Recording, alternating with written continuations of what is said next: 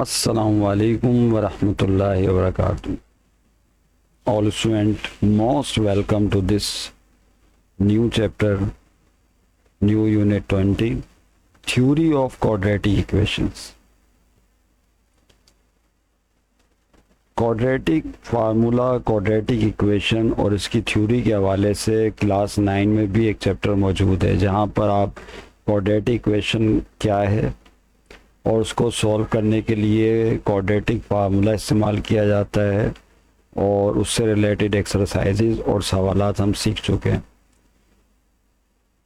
Unit number 20 उसी हवाले से जो है चैप्टर है, थ्योरी ऑफ क्वाड्रेटिक इक्वेशन, और ये अपग्रेड होकर है। लेकिन मैं चाहूँगा कि फिर भी जो है हम लोग थोड़ा सा जो है इसकी बेसिक गुफ्तगू पे बात करते हुए जो है क्लास को आगे लेके चलें। जब हम बात करते हैं क्वाड्रेटिक इक्वेशन की, आइए मैं आपको एक एक्सरसाइज दिखा दूं पहले, उसके बाद फिर जो है इसकी थ्योरी पर हम थोड़ी सी गुफ्तगू करेंगे, फिर एक्सरसाइज के सवालात पर गुफ्तगू शुरू कर देंगे। Is that clear? ये आपके सामने आ गई होगी exercise 20.1। Use discriminant, find the nature of roots of the following quadratic equations. नीचे जो क्वाड्रेटिक इक्वेशंस हैं, डिस्क्रिमिनेंट रूल को इस्तेमाल करते हुए इन क्वाड्रेटिक इक्वेशन के रूट्स की नेचर बताइए। अब यहाँ पर 3 सवालात आपके जहन में फौरन आएंगे। पहला question, what is quadratic equation. दूसरा question, what are the roots. तीसरा question, what is the discriminant. ये 3 सवालात फौरन जहन में आएंगे। जब इनके जवाब हम समझ लेंगे तो फिर एक्सरसाइज के सवालात को हल करना तो बिल्कुल ही आसान हो जाएगा। आइए स्टूडेंट एक एक करके इन सवालात के जवाब की तरफ जाते हैं, फिर एक्सरसाइज के सवालात की तरफ आ जाएंगे। सबसे पहली जो बात इसमें बोली गई वो क्या है स्टूडेंट्स, कि क्वाड्रेटिक इक्वेशन क्या है। जब हम बात करते हैं क्वाड्रेटिक इक्वेशन की, अभी एक्सरसाइज के क्वेश्चंस को रोक दिया हमने। क्वाड्रेटिक इक्वेशन वो क्या है, व्हाट इज क्वाड्रेटिक इक्वेशन। तो याद रखिएगा, quadratic equation is a second degree polynomial expression. Second degree polynomial, polynomial किसे कहते हैं, सेकंड डिग्री किसे कहते हैं, ये बात हम अच्छी तरह समझते हैं। मैं आपके सामने लिख दूं, मिसाल के तौर पर ये एक एक्सप्रेशंस में लिख रहा हूँ यहाँ पर, या इक्वेशंस ही कह लीजिए। x² + 5x + 8 is equal to, चलें इक्वेशन है तो 0 लगा दीजिए। यहाँ पर ये एक पॉलिनोमियल है जो x की फॉर्म में गिवन है। पॉलिनोमियल किसे कहते हैं, पॉलिनोमियल एक ऐसा अलजेब्रिक एक्सप्रेशन होता है जिसमें अननोन या वेरिएबल x उसकी पावर पॉजिटिव इंटीग्रल वैल्यूज हों। क्या हो, पॉजिटिव इंटीग्रल वैल्यूज। अब x की पावर यहाँ +1 है और यहाँ x की पावर +2 है, पॉजिटिव इंटीग्रल वैल्यूज हैं, तो इस अलजेब्रिक एक्सप्रेशन को पॉलिनोमियल कहा जाएगा। अच्छा, पॉलिनोमियल 3rd डिग्री अगर होंगे तो x की पावर 3 होगी मैक्सिमम, और अगर 4 डिग्री का पॉलिनोमियल है तो इस तरह से पावर ऑफ वेरिएबल चेंज होती चली जाएगी। Is that clear? तो याद रखिएगा, सेकंड डिग्री जो पॉलिनोमियल एक्सप्रेशन है वही असल में क्वाड्रेटिक इक्वेशन कहलाएगी। तो क्वाड्रेटिक इक्वेशन की डेफिनेशन बनी a second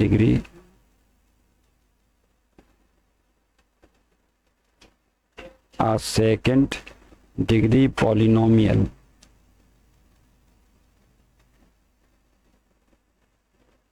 expression, algebraic expression is called quadratic expression या quadratic equation बोल दीजिए, इज इक्वल टू लगा हुआ है तो इक्वेशन कहलाएगी। तो ये आपके सामने quadratic इक्वेशन आ गई। और कोई quadratic इक्वेशन आप बता सकते हैं, मिसाल के तौर पर 5x² - 8x - 3 is equal to 0। ये भी एक जो है सेकंड डिग्री पॉलिनोमियल है, ये भी क्वाड्रेटिक इक्वेशन है। क्या ये क्वाड्रेटिक इक्वेशन है? मैं आपके सामने लिख रहा हूँ 6x² + 5 is equal to 0। Yes, यहाँ पे वेरिएबल एक्स की पावर 2 है, सेकंड डिग्री इक्वेशन है, ये भी पॉलिनोमियल है। ऊपर जो मिसालें दी वो भी क्वाड्रेटिक इक्वेशंस हैं। ओके, एक मिसाल और देखें, अगर ये लिखा हो x minus 8 is equal to 0, तो क्या ये अलजेब्रिक एक्सप्रेशन या पॉलिनोमियल, क्या ये क्वाड्रेटिक इक्वेशन है? तो आप बोलेंगे नहीं। क्यों नहीं है? क्योंकि यहाँ पे x की पावर +1 है और सेकंड डिग्री पॉलिनोमियल को क्वाड्रेटिक इक्वेशन कहा जाता है, तो ये जो है क्वाड्रेटिक इक्वेशन नहीं है। एक मिसाल और ले लें, अगर लिखा हो, फर्ज कर लें 1 अपॉन x लिखा हो students, 1/x plus 8, x minus 1 is equal to 0, क्या ये है -1 is equal to 0?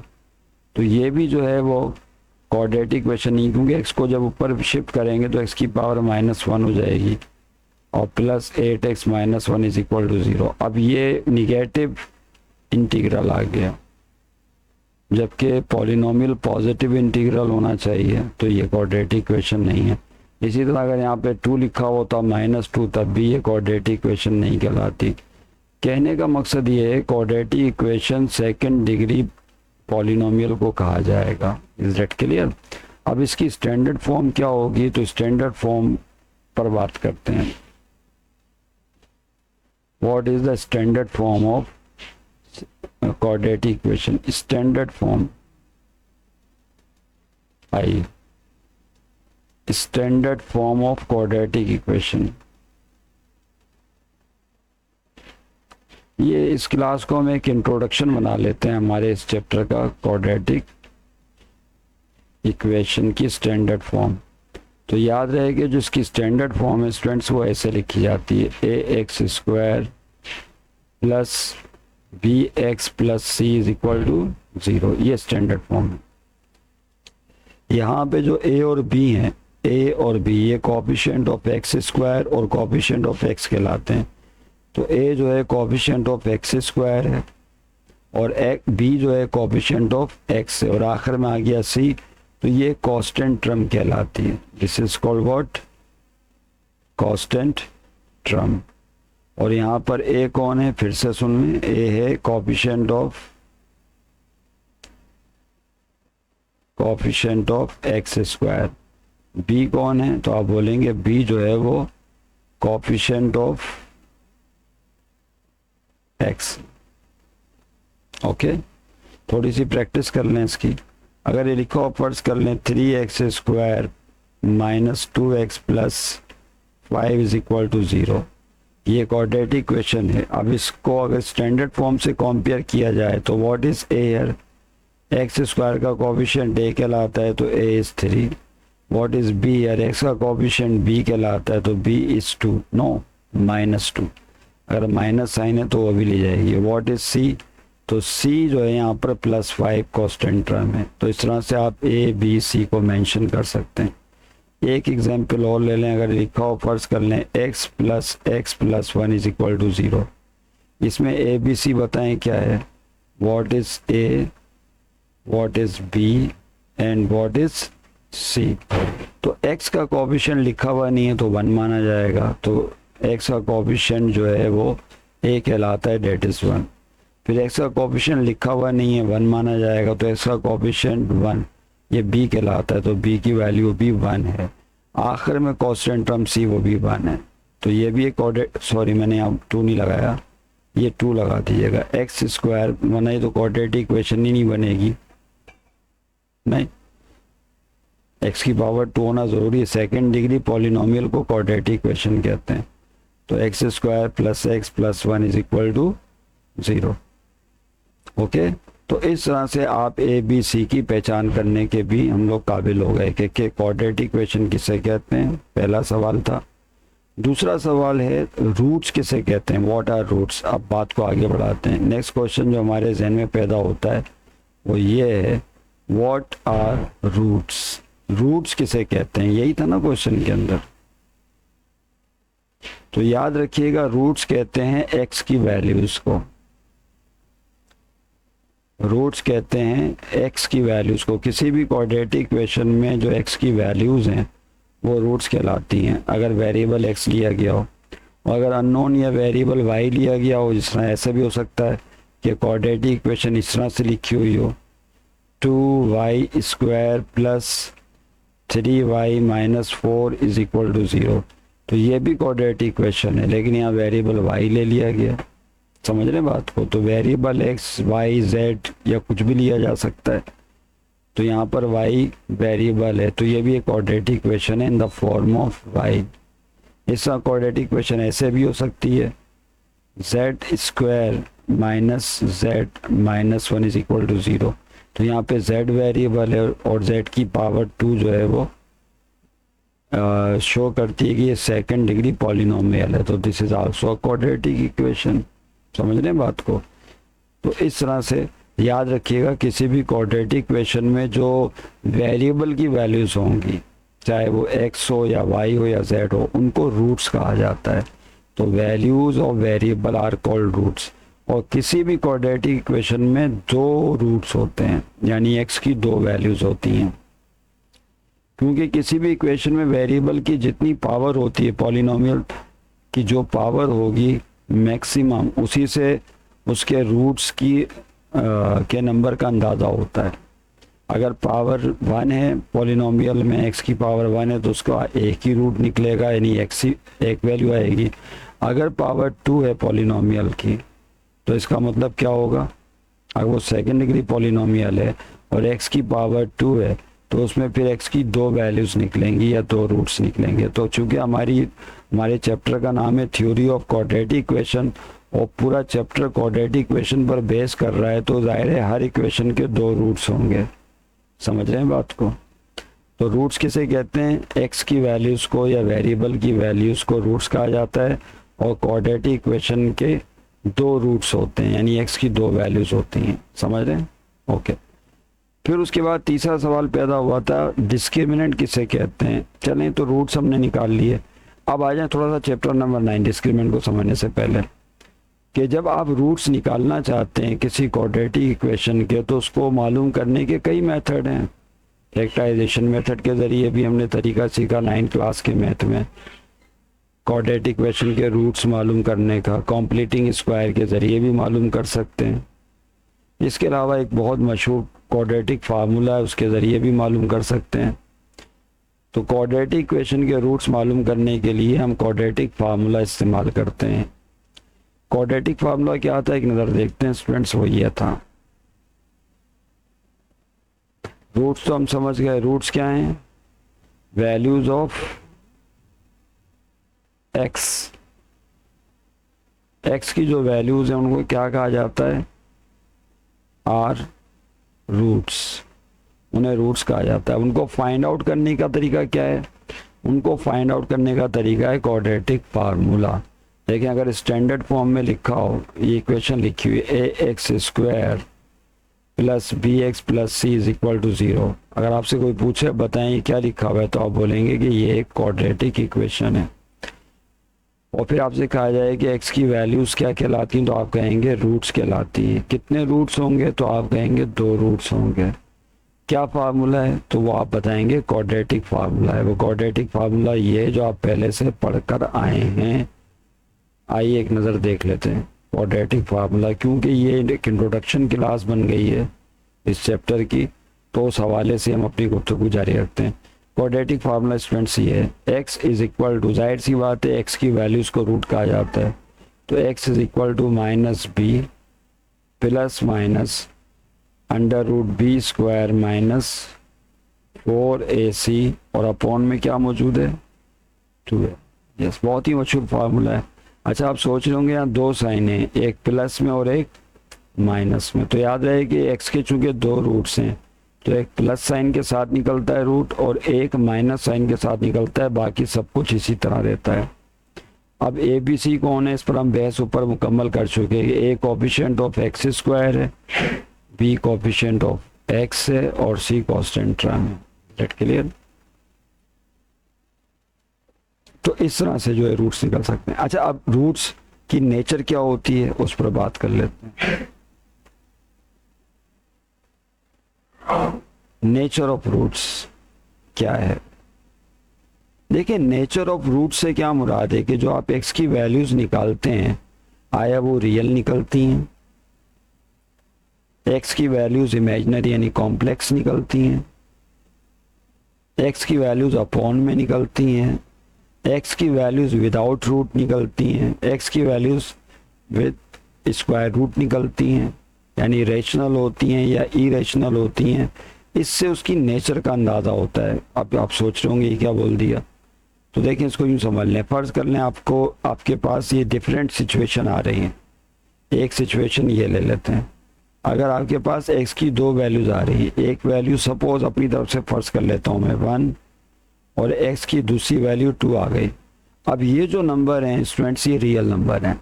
Real number किन्हें कहते हैं? जिनमें आयोटा मौजूद ना हो। तो ऐसे रूट्स को रियल रूट्स कहा जाएगा। क्या बोलेंगे? Real roots. तो ये जो 1 और 2 हैं are called real roots. X की वैल्यूज़ को तो रूट्स कहते हैं। तो यहाँ जो 1 और 2 हैं वो कौन से रूट्स हैं? Are real. ये रियल रूट्स हैं क्योंकि इनमें आयोटा नहीं है यानी इमेजिनरी नहीं है, रियल रूट्स हैं। और इसके अलावा एक बात और भी है कि क्या ये दोनों रूट्स सेम है, इक्वल हैं या अनइक्वल हैं? तो आप बोलेंगे एक 1 है और एक 2 है तो डिफरेंट रूट्स हैं, तो इनको अनइक्वल कहा जाता है, यानी ये दोनों रूट्स एक दूसरे के इक्वल नहीं है, तो इन्हें कहा जाता है रियल और अनइक्वल रूट्स। समझ रहे हैं बात को? और इसी का नाम नेचर है। तो x1 और x2 आ जाए तो इन रूट्स की नेचर क्या होगी? रियल होंगे, अनइक्वल।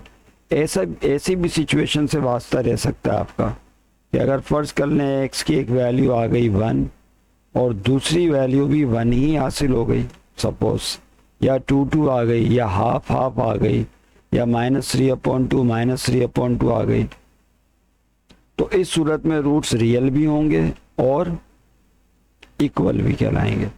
तो यहाँ पे चूंकि 1 और 1 सेम रूट्स लिए गए, मिसालें दी जा रही हैं, are real and equal roots, तो इन्हें बोलेंगे रियल और इक्वल रूट्स। समझ रहे हैं बात को? ये जो मैंने बोला रियल एंड इक्वल और ऊपर कहा real and unequal, these are called the nature of roots. इन्हें रूट्स की नेचर कहा जाता है। एक्स की इन वैल्यूज को नेचर ऑफ रूट्स कहा जाता है।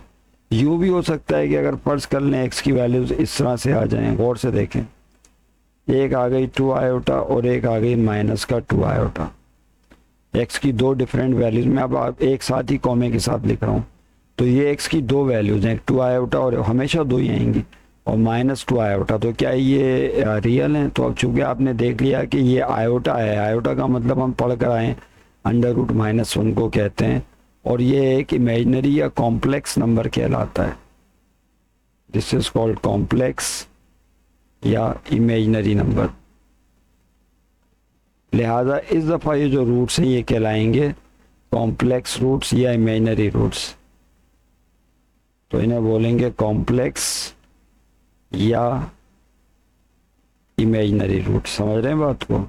यूँ समझ लें आसान लफ्ज़ों में कि अगर रूट्स में आयोटा आ जाए तो या तो वो कॉम्प्लेक्स या इमेजिनरी, दो में से कोई भी वर्ड इस्तेमाल कर लें, दोनों का मफहूम एक ही है।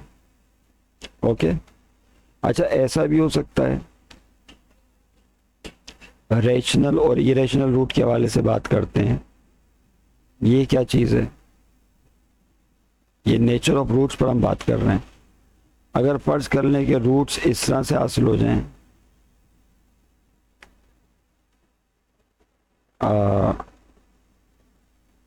3√2, एक मिसाल दे रहा हूँ आपको, 5√2 इस तरह से आ गए। अब आप और से देखें, एक्स का पहला रूट आया 3√2 और एक्स की दूसरी वैल्यू है ये 5√2।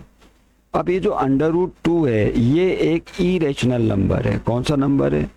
ऐसे स्क्वायर रूट जो परफेक्ट नंबर पर मुश्तमिल ना हो, यानी इनके अंदर जो नंबर है वो परफेक्ट स्क्वायर नहीं हो, यानी 2 किसी का परफेक्ट स्क्वायर नहीं है, 3 किसी का परफेक्ट स्क्वायर नहीं है, √5 किसी का परफेक्ट स्क्वायर नहीं है। तो ऐसे रूट्स को कहा जाता है इरेशनल नंबर्स। ये क्या कहलाते हैं? Irrational numbers. कैलकुलेटर पे करके देखिएगा, ये रुकेंगे ही नहीं नंबर। 2 का रूट निकाले, निकलता 1.1414 चलता रहेगा, रुकने का नाम नहीं लेगा। 3 का रूट निकालें, कैलकुलेटर में पॉइंट के बाद वो रिपीट होते रहेंगे नंबर्स, यानी रिपीट से मुराद के चलते रहेंगे।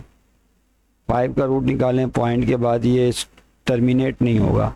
तो ऐसे नंबर्स को नॉन टर्मिनेटिंग और नॉन रिक्वायरिंग नंबर्स को कहा जाता है इरेशनल नंबर्स। तो ये इरेशनल नंबर्स कहलाते हैं। तो अगर x की वैल्यू इस तरह के अंडर रूट पर मुश्तमिल आ जाए और रूट के अंदर जो नंबर हो वो किसी का परफेक्ट स्क्वायर ना हो, तो उस सूरत में ऐसे रूट्स को कहा जाता है इरेशनल रूट्स। क्या कहते हैं? तो ये जो रूट्स हैं इन्हें कहा जाएगा इरेशनल। अब ये रियल भी हैं, याद रखिएगा। रियल क्यों है? क्योंकि इनमें आयोटा मौजूद नहीं है। रियल और इरेशनल कहलाएंगे। क्या बोलेंगे इन्हें? इरेशनल। और चूंकि ये इक्वल नहीं है तो इनको अनइक्वल भी कह सकते हैं हम। यानी आप देखें कितनी नेचर सामने आ गई। एक तो रियल है क्योंकि आयोटा नहीं है इनमें। इरेशनल क्यों है? क्योंकि √2 आ गया है और 2 एक नॉन टर्मिनेटिंग और नॉन रिक्वायरिंग नंबर है। अनइक्वल क्यों है? क्योंकि एक 3√2 है और एक 5√2 है, तो ये दोनों नंबर बराबर नहीं है। तो इस तरह से पता चलता है कि ये जो रूट्स हैं उनकी नेचर क्या है। समझ रहे हैं बात को? और एक होता है कि अगर रेशनल, इरेशनल अगर नहीं होगा तो भाई इतना याद रखें, जब क्वेश्चन करेंगे तो समझ में आ जाएगा। अगर रूट्स इरेशनल ना हो, क्या ना हो? इरेशनल ना हो, तो फिर उनको रेशनल रूट्स कहा जाता है।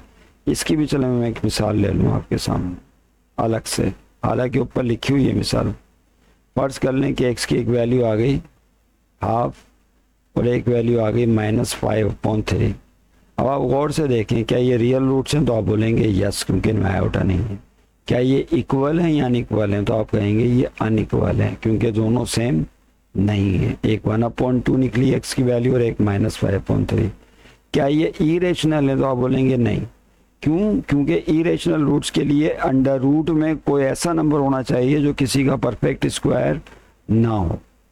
अब जाहिर सी बात है कि यहाँ पे ऐसा स्क्वायर रूट में कोई नंबर ही नहीं है, लिहाजा ऐसे रूट्स को इरेशनल नहीं कहा जाएगा। और जो भी रूट्स इरेशनल नहीं होते वो रेशनल कहलाते हैं। क्या कहलाते हैं? रेशनल। यानी ये रूट्स रियल हैं, तवज्जो रहे। क्यों? क्योंकि इनमें आयोटा नहीं है। ये अनइक्वल हैं, क्यों? क्योंकि ये डिफरेंट है।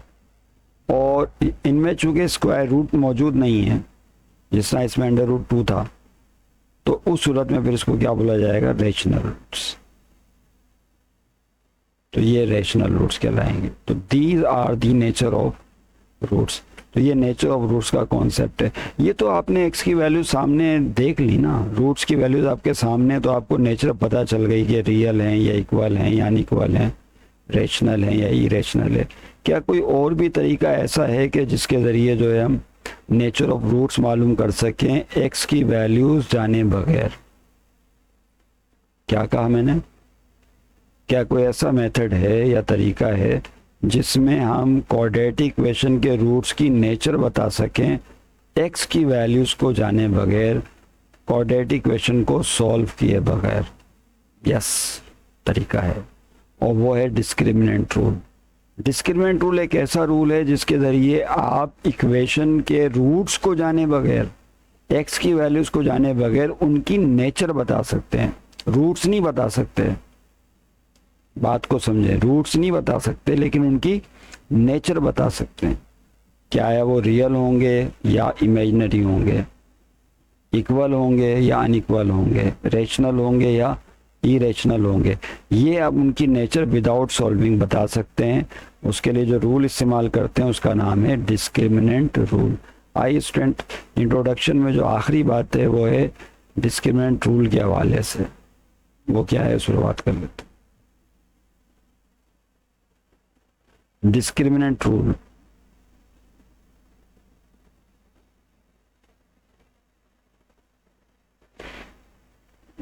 Yes, what is the discriminant rule? Discriminant rule क्या है? अभी हमने एक इक्वेशन लिखी थी, क्वाड्रेटिक इक्वेशन। क्या थी वो? -b plus minus, quadratic equation नहीं, formula B square minus 4ac upon 2। ये क्वाड्रेटिक फार्मूला था। इसमें आपको एक चीज़ दिख रही होगी, गौर से देखें, बी स्क्वायर माइनस 4ac। ये जो b square minus 4ac expression है, दिस इज कॉल्ड डिस्क्रिमिनेंट। इसको क्या बोलते हैं? क्वाड्रेटिक इक्वेशन का डिस्क्रिमिनेंट बोला जाता है। This is called discriminant. और इसको डेल की साइन से या तो डी की साइन से शो करते हैं, या डी फॉर डिस्क्रिमिनेंट, या फिर ये डेल वाला साइन आपकी किताब में इस्तेमाल किया गया है। इसको यूं लिख लें, del is equal to b square minus 4ac। अब ये ABC कहाँ से आया, इस पर हमने बहस ऊपर कर ली है कि A और B coefficient of x square और कोफिशिएंट ऑफ एक्स हैं, C कांस्टेंट टर्म है। तो this is called as discriminant rule. इस डिस्क्रिमिनेंट रूल को इस्तेमाल करते हुए आप रूट्स की नेचर बता सकते हैं कि रूट्स कैसे होंगे। और क्वाड्रेटिक इक्वेशन की स्टैंडर्ड फॉर्म तो आपको पता ही है, ax square plus bx plus c is equal to 0। तो देखें नेचर ऑफ रूट्स कैसे बता सकते हैं, तवज्जो रहे। Discriminant rule, nature of roots.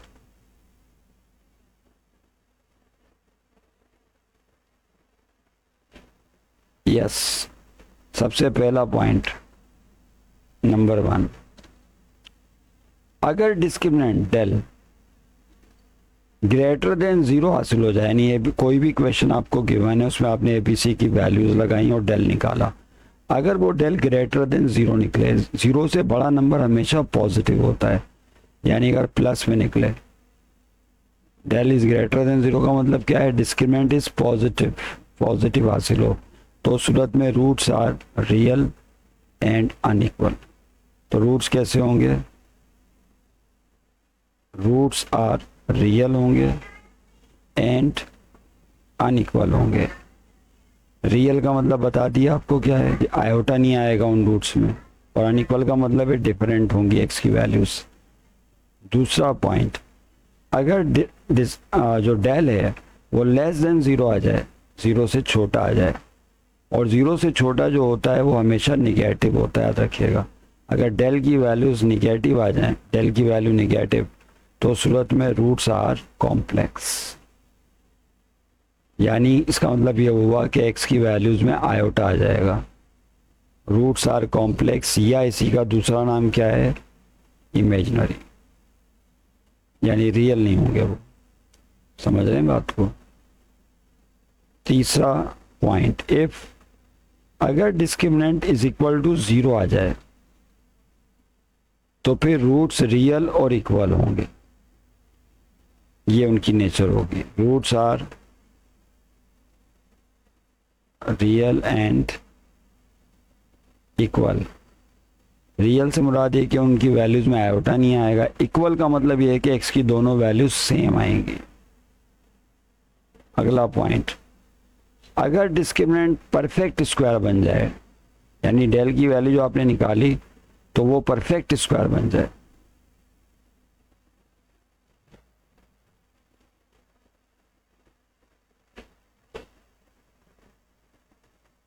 तो उस सूरत में रूट्स क्या होंगे,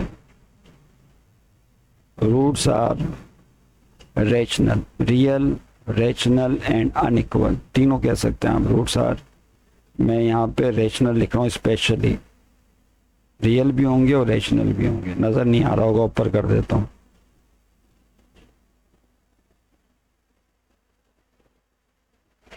फिर से देख, ये डिस्क्रिमिनेंट रूल है। अगर डिस्क्रिमिनेंट परफेक्ट स्क्वायर, इस पे एक छोटी सी बहस कर लेते हैं। मिसाल के तौर पर क्या मतलब हुआ, अगर डेल की वैल्यू फर्ज कर लें 9 आ गई, अब 9 परफेक्ट स्क्वायर है किसका, 3 का। समझ रहे हैं बात को। तो सूरत में रूट्स जो होंगे वो रैशनल होंगे। और अगर डिस्क्रिमिनेंट परफेक्ट स्क्वायर ना हो, तो उस सूरत में रूट्स इरेशनल कहलाएंगे। आखिरी पॉइंट, इफ डिस्क्रिमिनेंट जो है वो इज नॉट परफेक्ट स्क्वायर, जिसका रूट नहीं निकलता हो, तो रूट्स आर इरेशनल।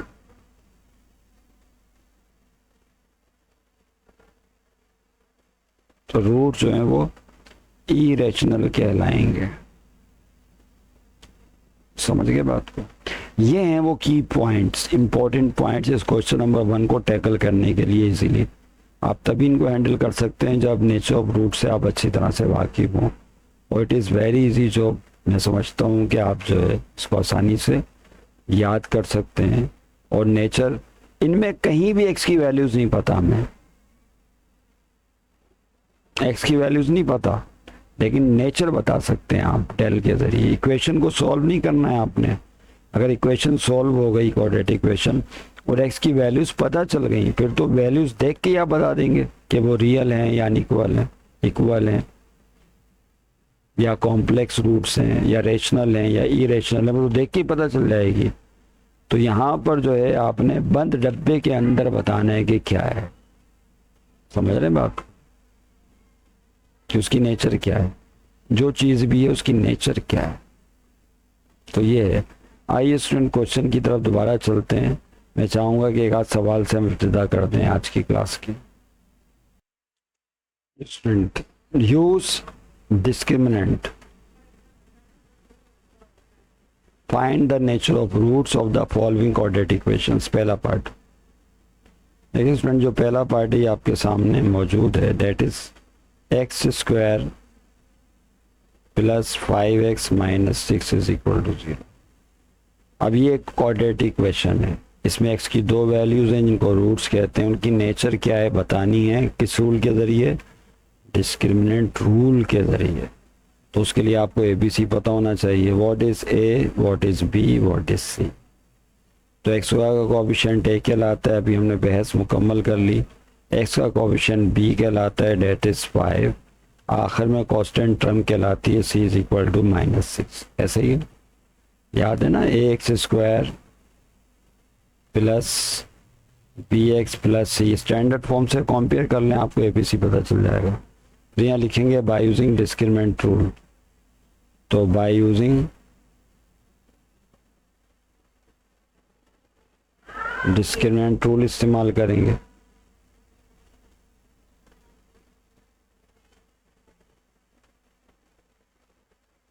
क्या रूल है डिस्क्रिमिनेंट रूल? जानते हैं आप? Yes, del is equal to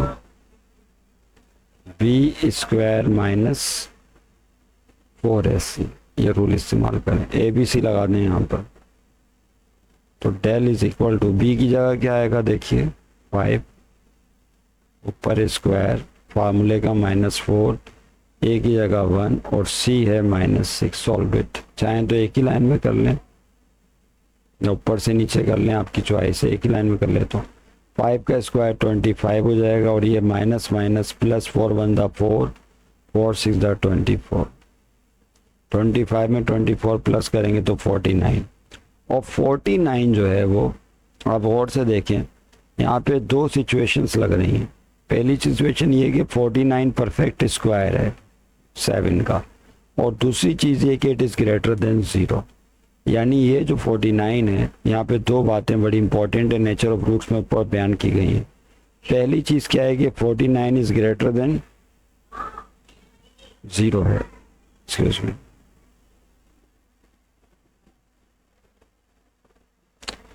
ये जो 49 आया ये ग्रेटर देन 0 है, पॉजिटिव आया है ना। तो चूंकि ये ग्रेटर देन 0 है तो रूट्स रियल और अनइक्वल होंगे, और ये परफेक्ट स्क्वायर भी है। एंड परफेक्ट स्क्वायर, समझ रहे हैं बात को? क्योंकि 49 7 का परफेक्ट स्क्वायर है, 7 7 का 49 होता है। मैं इसको और आसान कर दूं आपके लिए, पहले इस पर बात कर लेते हैं। 49 इज ग्रेटर देन 0, तो रूट्स क्या होंगे? Roots are real and unequal, ये उनकी नेचर होगी। ये ऊपर हम डिस्कस कर चुके हैं। और एक चीज और के जो डिस्क्रिमिनेंट है 49, वो परफेक्ट स्क्वायर है 7 का। किसका? 7 का परफेक्ट स्क्वायर है। तो फिर उस नेचर जो अभी हमने ऊपर डिस्कस की उसके मुताबिक रूट्स रियल और अनइक्वल तो होंगे ही, लेकिन roots are rational as well, यानी रेशनल भी होंगे। तो अब रूट्स की नेचर आपको पता चल गई कि जो एक्स की वैल्यूज होंगी रियल होंगी, अनइक्वल होंगी यानी बराबर नहीं निकलेंगी, और तीसरी चीज़ क्या है, रेशनल रूट्स होंगे। समझ रहे हैं बात को? और रेशनल पर भी हम बात मुकम्मल कर चुके। ओके, तो ये आपके सामने नेचर आ गई, ये नेचर होगी answer, that's it. Okay, quadratic फार्मूले के ज़रिए सॉल्व करेंगे तब भी आप इसको सॉल्व करके वेरीफाई कर सकते हैं क्या ये वाकई ये नेचर है रूट्स की या नहीं। उसके बाद देखें नेक्स्ट पार्ट है, second part, x square is equal to 6x। ये रहा सेकंड पार्ट में मिटाना नहीं चाह रहा, ये देख लें, x square is equal to 6x। आप सोच रहे होंगे तो क्वाड्रेटिक इक्वेशन लग ही नहीं रही। क्वाड्रेटिक इक्वेशन तो है, लेकिन स्टैंडर्ड फॉर्म में लाने के लिए इसको पहले 6x को लेफ्ट पर भेजना पड़ेगा, क्योंकि स्टैंडर्ड फॉर्म ये गिवन है आपके सामने। उसके लिए राइट पर 0 होना चाहिए, राइट हैंड साइड पर। Is that clear? तो यहाँ से 6x को पहले लेफ्ट पर भेज दें। तो सॉल्व में क्या करना होगा, एक्स स्क्वायर अपनी जगह, 6x लेफ्ट पे जाएगा तो माइनस में जाएगा, -6x इज इक्वल टू 0। आप सोच रहे होंगे इसमें c नहीं है, जो नहीं है तो उसको 0 मान लेंगे। नहीं,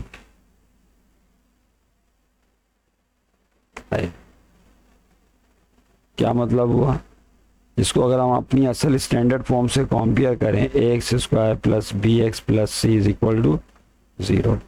तो देखिए यहाँ पे एक्स स्क्वायर -6x, तीसरी टर्म तो है ही नहीं, इसको कांस्टेंट बोलते हैं, तो उसको आप क्या मान ले लें, 0 ले लें। अगर मैं +0 लिख लूँ तो कोई हर्ज होगा, इज इक्वल टू राइट पे 0। तो +0 ऐड करने पर या माइनस करने पर कुछ फ़र्क नहीं पड़ता, लेकिन इससे हमें फ़ायदा ये होगा कि ABC पता चल जाएंगे। What is a here, x square का कोएफिशिएंट a कहलाता है। What is b here, -6। And what is c here, constant term को c बोलते हैं, तो वो है ही नहीं, तो उसको क्या लिया जाएगा, 0, बाय यूजिंग डिस्क्रिमिनेंट रूल। अब यहाँ पे डिस्क्रिमिनेंट रूल अप्लाई करते हैं। तो डिस्क्रिमिनेंट रूल क्या था, b स्क्वायर -4ac, कीमतें लगाएं, तो del is equal to b की जगह -6 आएगा, ऊपर स्क्वायर -4, a की जगह है 1 और c की जगह है 0। तो -6 का स्क्वायर स्टूडेंट +36 हो जाएगा, और 4 1 द 4, 4 को 0 से मल्टीप्लाई करेंगे तो 0 आ जाएगा, 36 में से 0 गया तो 36। इसके साथ भी सिचुएशन ऐसी है कि जो डेल की वैल्यू आई है 36, नंबर 1 ग्रेटर देन 0 है, प्लस में आई है, तो रूट्स रियल होंगे और अनइक्वल होंगे। ठीक है, एंड अनइक्वल बराबर नहीं होंगे। और डिस्क्रिमिनेंट जो 36 है, it is a perfect square of 6, ये 6 का परफेक्ट स्क्वायर है, तो रूट्स आर रेशनल। समझ गए? That's it. तीसरा पार्ट, ये तीसरा पार्ट आ गया। तो पहला काम क्या करना है स्टूडेंट्स, आपने इसको स्टैंडर्ड फॉर्म में लाना। उसके लिए क्या करेंगे, 2x स्क्वायर है, +6x को लेफ्ट पर भेज दें, यहाँ आकर माइनस में हो जाएगा, और +8 कांस्टेंट टर्म है, इसको इसके आगे खिसका दें। अब चूंकि 6x को आप लेफ्ट पर भेज चुके हो, यहाँ कुछ भी नहीं है, तो उसके लिए 0 लिखेंगे, कुछ ना कुछ तो लिखना है ना, खाली टोकरी हो गई, 0 लगाएंगे। ABC देखें कौन है इसमें, A इज 2 है, B x का कोएफिशिएंट कहलाता है -6 और C इज इक्वल टू 8। याद रहे कि माइनस अगर है तो लिया जाएगा। डिस्क्रिमिनेंट रूल लगाइए बाय यूजिंग डिस्क्रिमिनेंट रूल। क्या डिस्क्रिमिनेंट रूल था, B स्क्वायर -4AC, कीमतें लगा दें यहाँ पर। B की जगह क्या आएगा स्टूडेंट्स, बोलिए, B की जगह -6 आएगा, ऊपर स्क्वायर माइनस का 4, A की जगह है 2 और C की जगह है 8। -6 का स्क्वायर विल बी +36, क्योंकि स्क्वायर माइनस को प्लस कर देता है, और 4 टू द 8, 8 8 द 64। ओके, अब 36 में से 64 नहीं आ सकता, तो 64 में से 36 निकालते हैं, 14 में से 6 गया, 8 बचा, 5 में से 3 गया, 28। तो क्या आ जाएगा 28, और ये माइनस में आएगा, माइनस में। अब ये पहला आया, तीसरा पार्ट माइनस में, इसका मतलब इट इज़ लेस देन 0। तो अगर डिस्क्रिमिनेंट माइनस में आ जाए यानी लेस देन 0 है, तो उस सूरत में क्या होगा, नहीं? ये याद रहे कि माइनस में 64 था, प्लस का 36 था, तो माइनस का 28 आएगा। तो अब यहाँ लिखेंगे डिस्क्रिमिनेंट, जो कि डिस्क्रिमिनेंट लेस देन 0 आया, माइनस में 28 आया है, तो रूट्स आर कॉम्प्लेक्स। तो रूट्स जो हैं वो कॉम्प्लेक्स कहलाएंगे या इमेजिनरी कहलाएंगे। इसका मतलब है कि इनकी वैल्यूज में आउट आ जाएगा। जी स्टूडेंट्स, ये चौथा पार्ट आ गया आपके सामने, 1 + 6x + 9x²। स्टैंडर्ड फॉर्म जहन में पक्का कर लें, स्टैंडर्ड फॉर्म क्या होती है, उसके मुताबिक ही क्वेश्चन सॉल्व होगा। तो 9x² स्टैंडर्ड फॉर्म के मुताबिक इसको पहले लिखना है, x² वाली टर्म को, फिर x वाली टर्म आएगी और आखिर में कांस्टेंट नंबर आएगा, समझ रहे हैं?